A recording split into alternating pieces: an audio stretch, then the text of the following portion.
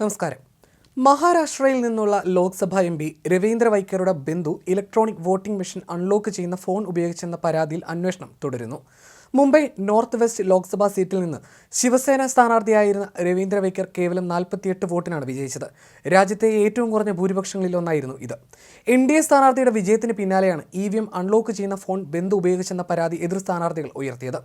ഇത് സംബന്ധിച്ച അന്വേഷണത്തിൽ വൈക്കറിന്റെ മരുമകൻ മങ്കേഷ് പണ്ഡിൽക്കറാണ് EVMുമായി ബന്ധിപ്പിച്ചിട്ടുള്ള ഫോൺ ഉപയോഗിച്ചിരുന്നതായി വൻറായ് പോലീസ് കണ്ടെത്തിയത്.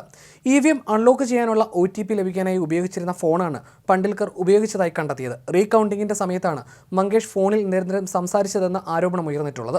ഇയാൾ പ്രസ്തുത ഫോൺ ഉപയോഗിച്ചിരുന്നതായി കണ്ടെത്തിയ സാഹചര്യത്തിൽ മങ്കേഷിനും തിരഞ്ഞെടുപ്പ് കമ്മീഷൻ പോൾ പോർട്ടലായ എൻകോറിന്റെ ഓപ്പറേറ്റർ ദിനേഷ് ഗൗരവിന് നോട്ടീസ് അയച്ചതായി പോലീസ് അറിയിച്ചു. ഈ ഫോൺ പരിശോധനയ്ക്കായി ഫോറൻസിക് ലാബോറട്ടറിയിലേക്ക് അയച്ചെന്നും പോലീസ് വ്യക്തമാക്കി. മൊബൈൽ ഫോണിലെ വിവരങ്ങളും വിരലടയാളങ്ങളും വിശദമായി പരിശോധിക്കാനാണ് തീരുമാനം. ജൂൺ 4-ന് വോട്ടെണ്ണുമ്പോഴാണ് വോട്ടെണ്ണൽ കേന്ദ്രത്തിൽ വെച്ച് മങ്കേഷ് മൊബൈൽ ഫോൺ ഉപയോഗിച്ചതായി മറ്റ് സ്ഥാനാർത്ഥികൾ പരാതി ഉന്നയിച്ചത്.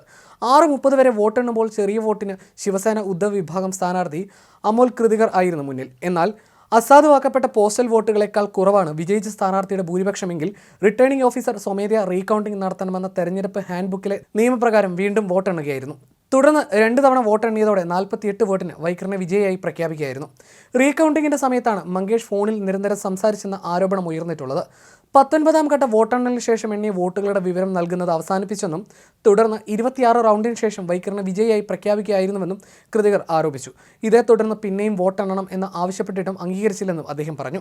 കൃതികറും മറ്റ് സ്ഥാനാർത്ഥികളും നൽകിയ പരാതിയിൽ നടത്തിയ അന്വേഷണത്തിലാണ് പോസ്റ്റൽ ബാലറ്റ് സിസ്റ്റം അൺലോക്ക് ചെയ്യാനുള്ള OTP കിട്ടുന്ന ഫോൺ മങ്കേഷ് ഉപയോഗിച്ചതെന്നും ഈ ഫോൺ ദിനേഷ് ഗൗരവിന്റെ പക്കലാണ് ഉണ്ടാകേണ്ടിയിരുന്നതെന്നും കണ്ടെത്തിയത്.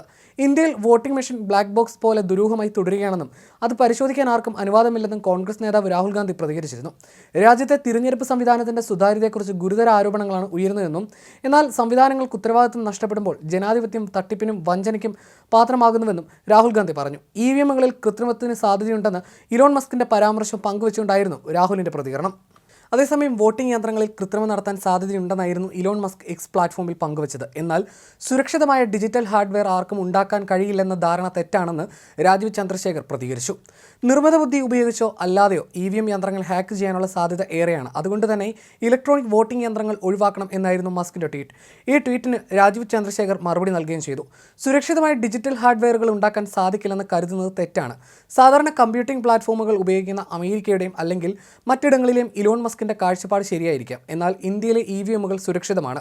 ഇതിൽ ബ്ലൂടൂത്തോ വൈഫൈയോ അല്ലെങ്കിൽ മറ്റേതെങ്കിലും കണക്ടിവിറ്റിയോ ഉപയോഗിക്കുന്നില്ലെന്നും അദ്ദേഹം കൂട്ടിച്ചേർത്തിരുന്നു.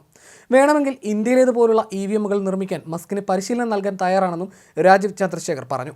മസ്കിന്റെ വാദം ഇന്റർനെറ്റ് ബന്ധിപ്പിക്കുന്ന EVM ഉള്ള അമേരിക്കയിൽ ബാധകമായിരിക്കാം. എന്നാൽ ഇന്ത്യയിലെ EVMകൾ ബ്ലൂടൂത്തോ ഇന്റർനെറ്റോ ആയി ബന്ധിപ്പിക്കാനാകാത്തതാണെന്നും മുൻ കേന്ദ്രമന്ത്രി വ്യക്തമാക്കിയിരുന്നു.